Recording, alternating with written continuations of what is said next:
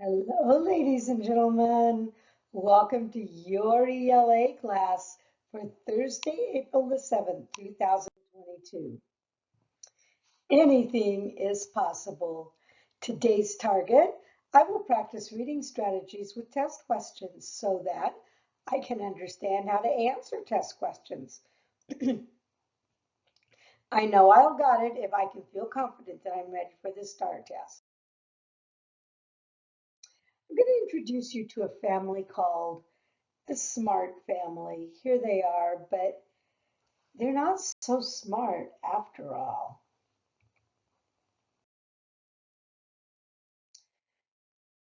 Members of this family, here are Andy Smart. Let me introduce you to the smart family. The smart family is not so smart.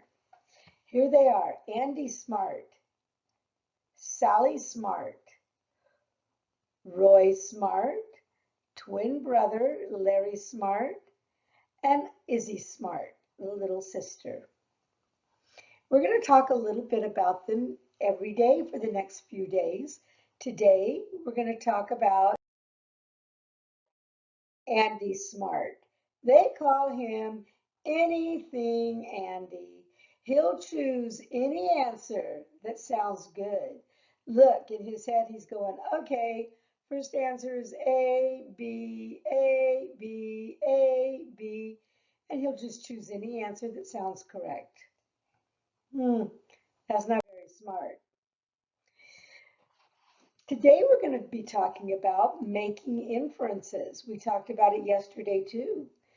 Making inferences is when you take information from the text, you add it to what you already know. That's called a schema.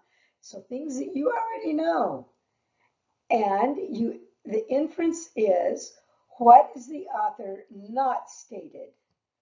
When you make an inference, you go beyond what the author's words to understand what is not said in the text. I infer by thinking about the character's actions, feelings, and what they say, thinking about what I already know and personal experiences, thinking about the plot, setting, and why certain events take place.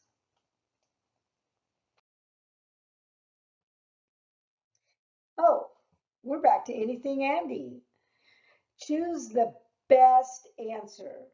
Try eliminating an answer choice you know is wrong.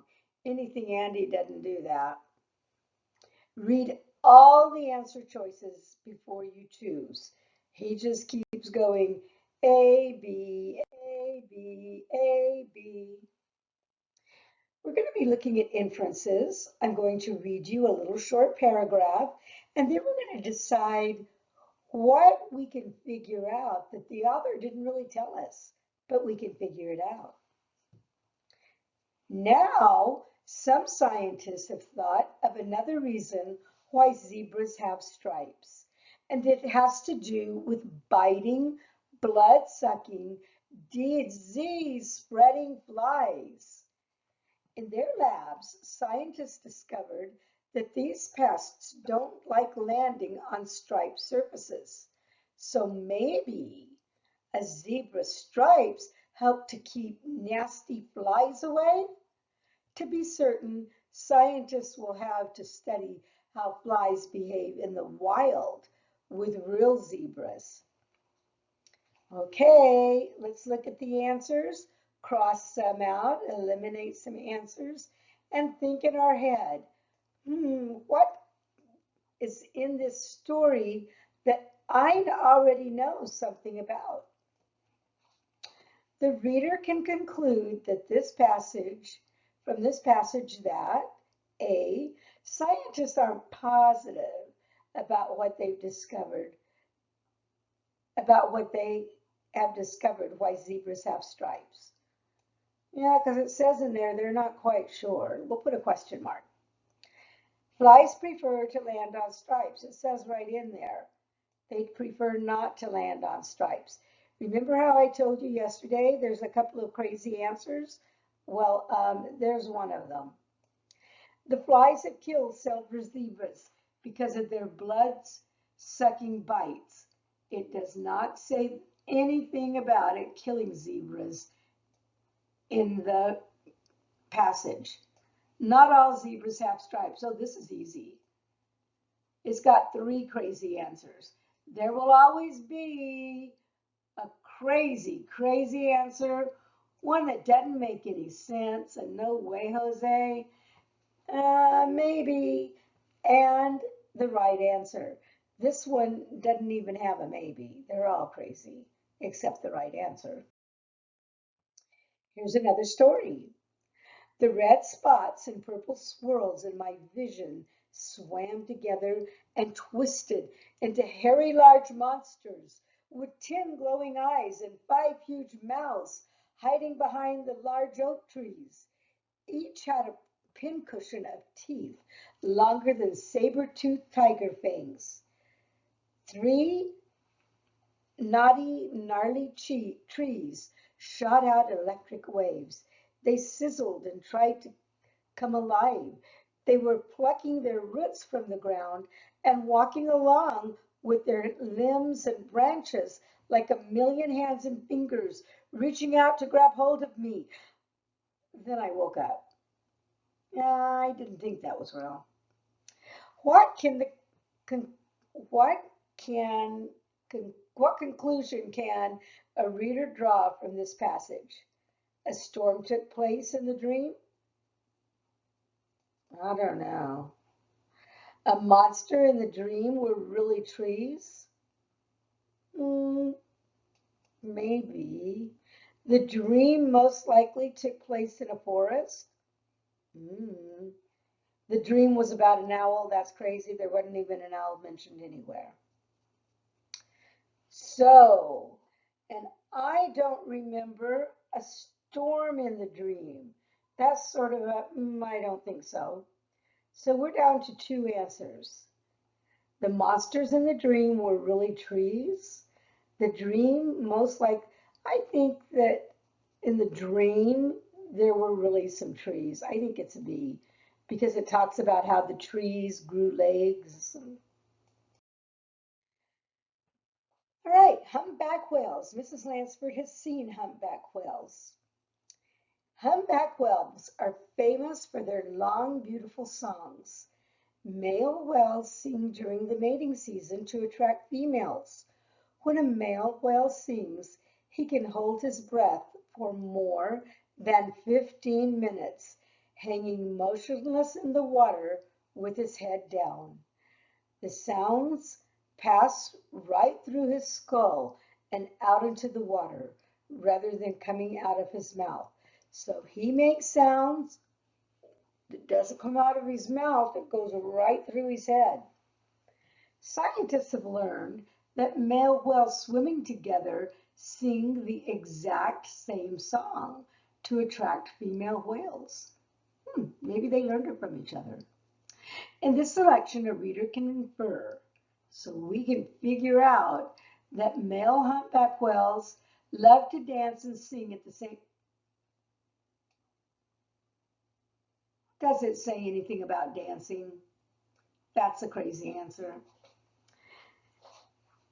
They can infer that female whales like the sound of male whales singing. Maybe. Maybe that's why they do it during mating season. Let's read the rest of it. Never answer a question till you read all the answer choices. A reader can infer that humpback whales must move around when they're holding their breath or open their mouths while they sing. That's not true. It says it goes right through their skull. And it also says right here, when a male whale sings, he can hold his breath for more than 15 minutes, hanging motionless in the water. So he doesn't have to move around while he's holding his breath. Oh, look, there's just one answer left. Always do that, ladies and gentlemen. Always look at the answers and say, does that make sense? And look back at the story and see if it makes sense with the story. Now we're going to read about Tasmanian devils. Oh, they're dangerous animals. Tasmanian devils are strictly carnivorous, surviving on small prey such as snakes, birds, fish, and insects. They are at their most rowdy when they're hunting their prey. They store food in their tails until their tails are swollen. I didn't know that. Tasmanian devils like to live alone and stay up roaming at night, spending their days alone in hollow logs, caves, or burrows, and leaving at night to hunt their food. They use their long whiskers and excellent sense of smell and sight to avoid predators and locate prey.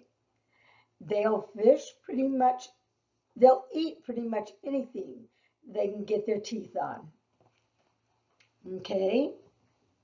A reader can learn from this selection that Tasmanian devils can hear their prey from miles around. Maybe. Let's see if there's a better one. Tasmanian devils search all day for their food. Do they search during the day for their food? No, they search at night. Always read the questions carefully. Tasmanian devils are good hunters. Maybe. Tasmanian devils are dangerous house pets. Don't see anything about them being a house pet, and I sure wouldn't want one. So it's either Tasmanian devils can hear their prey from miles away. Hmm.